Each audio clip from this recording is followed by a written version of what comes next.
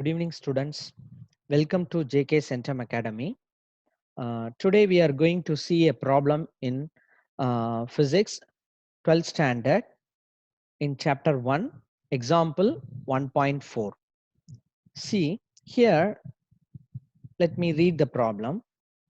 Calculate the electrostatic force and gravitational force between the proton and the electron in a hydrogen atom. They are separated by a distance of 5.3 into 10 power minus 11 meter. The magnitude of charges on the electron and the proton are 1.6 into 10 power minus 19 coulomb. So they have given the magnitude of charges of both electron and proton the same value. This has to be noted.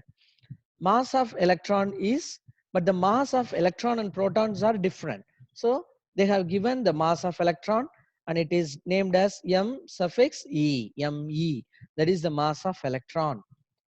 This is equal to 9.1 into 10 power minus 31 kilogram.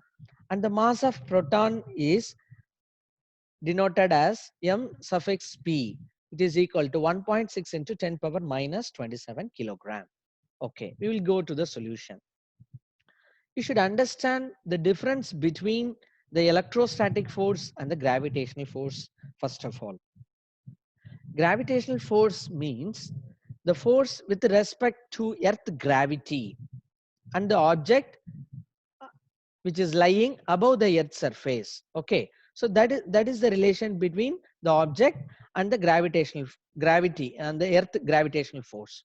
But the electrostatic force is not like that. It can exist between two unit point charges, not unit, two point charges. It may be same or it may be different also.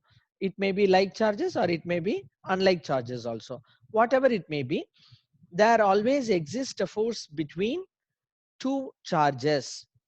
Okay, and here we are going to calculate the electrostatic force existing between proton and the electron in a hydrogen atom. Hydrogen atom is considered because it is the simplest atom here. Okay, so we will go into the solution. Here, the solution explains like this. The proton and the electrons both are oppositely charged. Okay, proton is positive charge and the electron is negative charge. Here, according to Newton's law, so what we have already seen the formula, the force existing between the two charges is equal to directly proportional to the product of the charge and inversely proportional to the square of the distance between them. So the same thing only here written as a formula. The directly proportional constant is here mentioned as K. So here the formula is Fe is equal to Ke squared by R squared. Here K, the constant, gives the value as 9 into 10 power 9. Okay, this is the value of the K. And what about the value of E? Here in this problem, the value E is denoted as the charge of the electron and the charge of the proton. Both are having the same charge. So it is written as 1.6 into 10 power minus 19 and it is square because both are same, no? Electron charge and the proton charge. That's why they are putting as a square. And in the denominator, what is the distance between both the proton and the electron? It is given 5.3 into 10 power minus 11 the whole square. So computing all the values given in the question, we are writing the expression force Fe. E represents the electrostatic force. So by calculating all these things, we get 8.3 into 10 power minus 8 Newton. This is the force that exists between proton and the electron. That is the electrostatic force between proton and the electron in an hydrogen atom. Okay. We have to find out the gravitational force. We will see the next thing once again.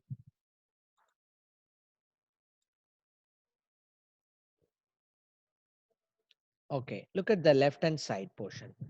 So Here, the gravitational force between the proton and the electron is attractive.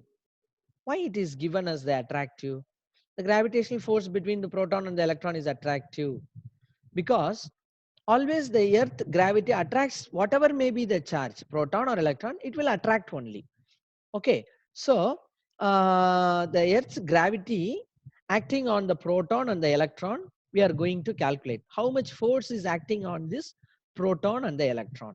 So we have another formula to calculate the gravitational force. The formula is Fg is equal to capital G. Capital G is represented as universal gravitational constant.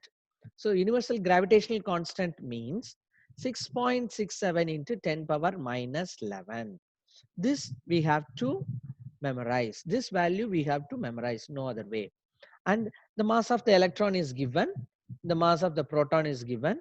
So both are written in the formula, and you have to write the difference distance between the proton and the electron, that is r squared. And by solving this problem, you will get 3.4 into 10 power minus 7 Newton. So previously we have calculated the force, electrostatic force between proton and electron. Now we have calculated the gravitational force acting between the proton and the electron.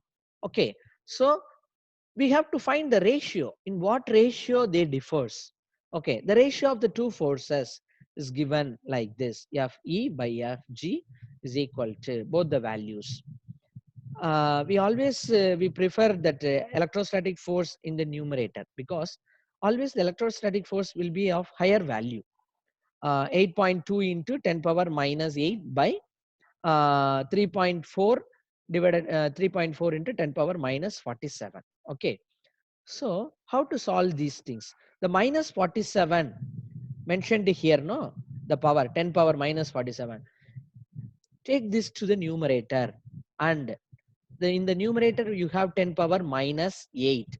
So this 10 power minus 8 and 10 power, if the 10 power 48 minus 48 goes into the numerator, it becomes 10 power 48. So by solving this one, you get 2.41 into 10 power 39. See, Fe by Fg, how much value, bigger value you are getting. By cross multiplying Fg, you get how Fe is approximately equal to, only they are taking the 10 power 39, because 2.4 is a negligible value, no? So force of electrostatic force between the proton and the electron is approximately 10 power 39 times the force, gravitational force between the charges. See, compared to the electrostatic force, gravitational force is nothing. So this much huge value we are getting. So the conclusion is, once again, so we can conclude that electrostatic force between a proton and the electron is enormously greater than the gravitational force between them. Thus, the gravitational force is negligible when compared with the electrostatic force in many situations, such as for small sized object and in atomic domain. This is the reason why a charged comb attracts an uncharged piece of paper with greater force, even though the piece of paper is attracted downwards by the earth. So do you understand what they are coming to say?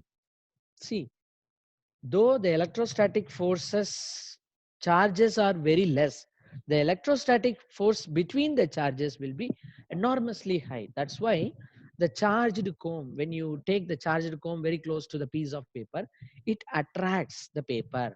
Okay, earth's gravity also attracts, it pulls the paper towards the ground. But instead of that gravity, instead of the force acting on the paper by the gravitational force, the electrostatic force existing in the charged comb and the uncharged paper is higher the value. That's why the charged comb is attracting the uncharged piece of papers. This is the conclusion. Okay, thank you.